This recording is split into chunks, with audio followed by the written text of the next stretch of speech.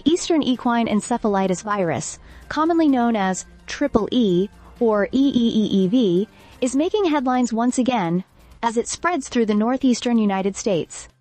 This rare but deadly mosquito-borne virus has already claimed its first victim of the year, raising alarms across several states. EEE is notorious for its severe impact on the central nervous system, causing inflammation or swelling of the brain.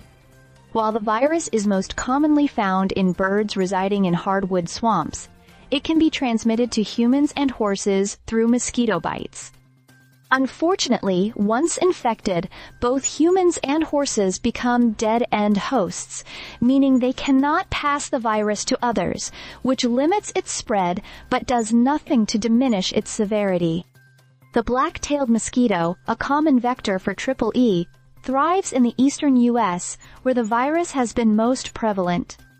This year alone, 5 human cases have been confirmed across several states, including Massachusetts, New Hampshire, and New Jersey.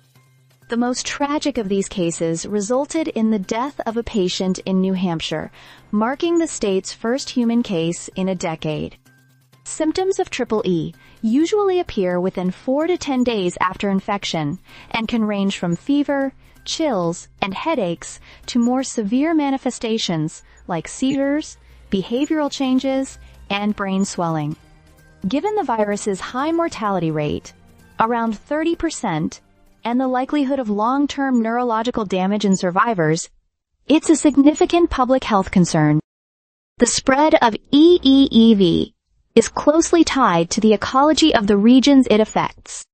The virus circulates primarily in birds, which are often asymptomatic carriers, and is then transmitted to humans and horses by mosquitoes that feed on both birds and mammals. The current mosquito season, extending from summer to autumn, is a particularly risky time for EEE infections. Unfortunately, there is no specific treatment or vaccine for EEEV in humans. Public health authorities emphasize prevention as the best defense.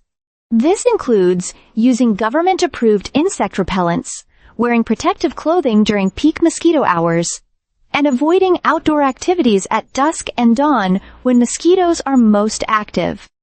Additionally, authorities in affected states are implementing mosquito control programs, including aerial and truck-mounted spraying of insecticides, to curb the virus's spread.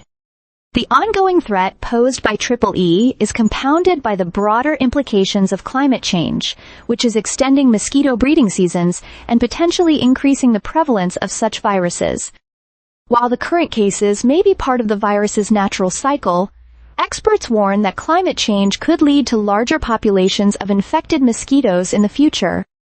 As the northeastern U.S. grapples with this deadly virus, public health officials are urging residents to stay vigilant and take precautions to protect themselves and their communities from the potentially fatal consequences of EEE. Stay subscribed for more videos.